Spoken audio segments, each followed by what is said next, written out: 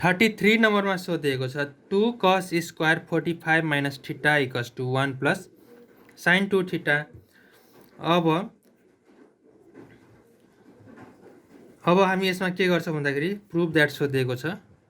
Prove that यसमा गर्छौँ LHS लिन्छौँ। यसमा LHS equals to 2 cos square 45 minus theta लिन्छौँ।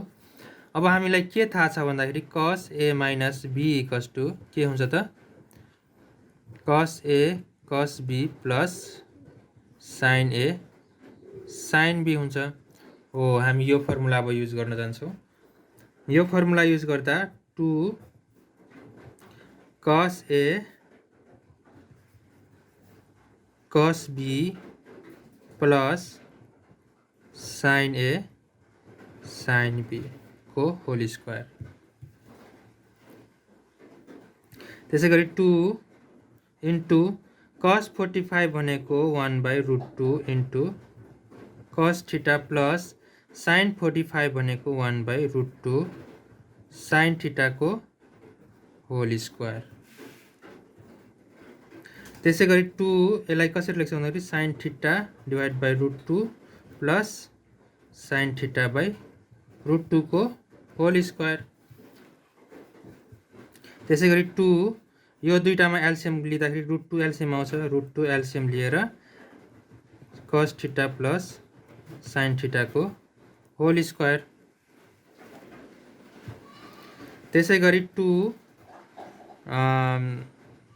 cos theta plus sin theta को स्क्वायर डिवाइड बाई √2 को स्क्वायर गर्छौँ।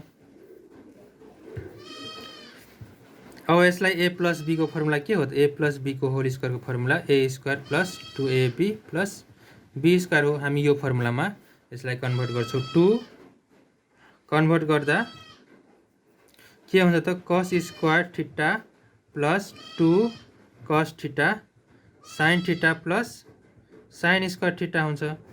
अब यसमा रुट र यो क्यान्सल बाँकी बच्यो 2।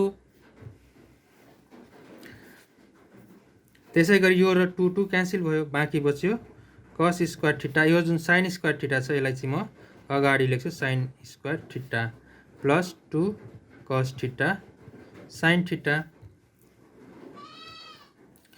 त्यसै गरी sin square theta plus cos square theta equals to 1 हुन्छ।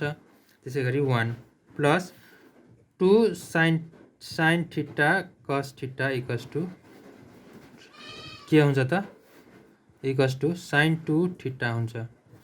जसले गर्दा 2 cos theta sin theta equals to sin 2 theta भनेपछि LHS इक्वल्स टु RHS प्रुभड।